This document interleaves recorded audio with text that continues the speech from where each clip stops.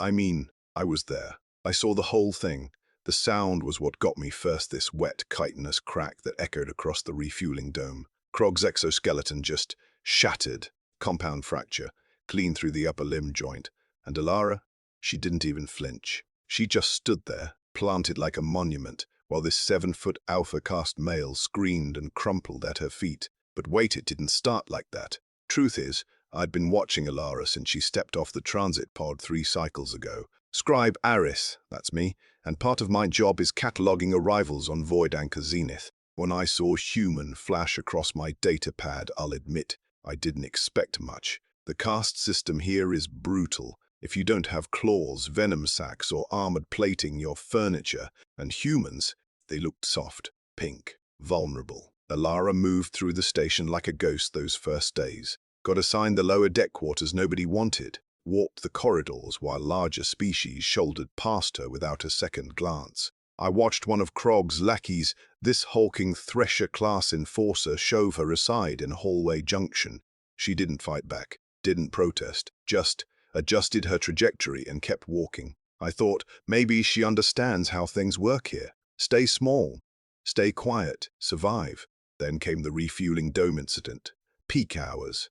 Every table packed except this one small corner spot where Alara sat alone, eating something from a ration pack. And of course, Krog noticed. The dominant male always does. He moved toward her table with his entire entourage flanking him.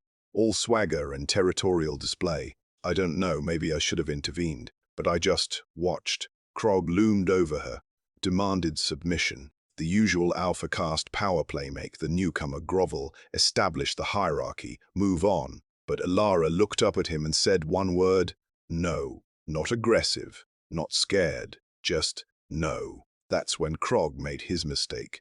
He grabbed her by the collar with both upper limbs. You know, the classic lift and dangle maneuver, show everyone who's in charge. I saw his muscles engage, saw him pull with everything he had. Alara didn't move. I mean, not a millimeter. Her feet stayed planted on the deck like she was welded there. And Krog kept pulling, harder, his whole body straining against this impossible resistance. His limbs were the fulcrum, and Alara was the immovable weight on the other end. Then came that sound, that crack, the bio-anchor in Alara's skeletal structure, that bone density forged under Earth's crushing gravitational constant. It just refused to budge. And Krog's exoskeleton, evolved in a 0.6 G environment, couldn't handle the physics of the situation. Medical drones swarmed in within seconds. Krog was evacuated, still screaming, and Alara, she calmly sat back down and resumed her meal. I'm still processing what I witnessed, the prey that broke the predator, the quiet strength that doesn't announce itself until tested. Security arrived, maybe 30 seconds after the crack. 2 officers, both enforcer class, approaching Alara's table with stun batons at the ready. I thought, here it comes. They'll drag her to holding, run the standard aggressor protocol, and she'll spend the next week in a cell. But then they hesitated. One of them replayed the security feed on his wrist display. I watched his posture shift from aggressive to confused. He looked at Alara, looked at the footage, looked back at Alara. Then he just waved her through, told her to finish her meal and report to administration when she was done. I don't think I've ever seen security back down like that. High Command summoned me 6 hours later. Conference room Alpha. Restricted access. When I walked in, 3 ranking officers were already reviewing the dome footage on loop. Over and over, Krog grabs, Krog pulls, Krog breaks. Scribe Aris, the commander said, not looking away from the screen. Explain this. Truth is, I couldn't.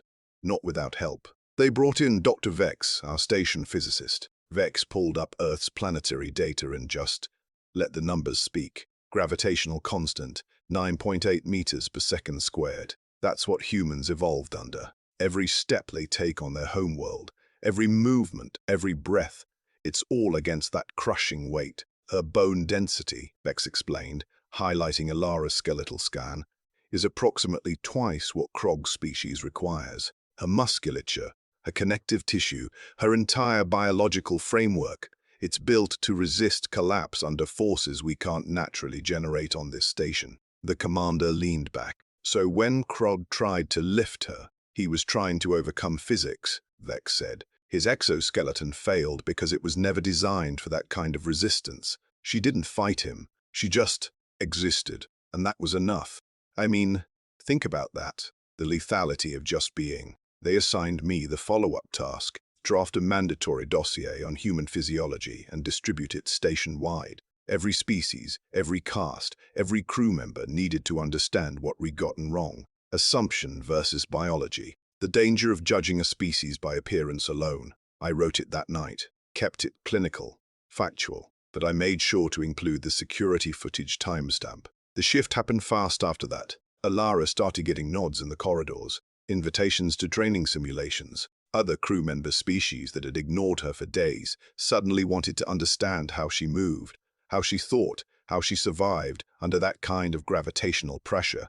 I saw her in the combat arena last cycle. Sparring partner was a blade-cast veteran, all sharp edges and reflexes. Alara matched him step for step, her center of gravity impossibly low, her movements efficient and grounded. Respect through resilience.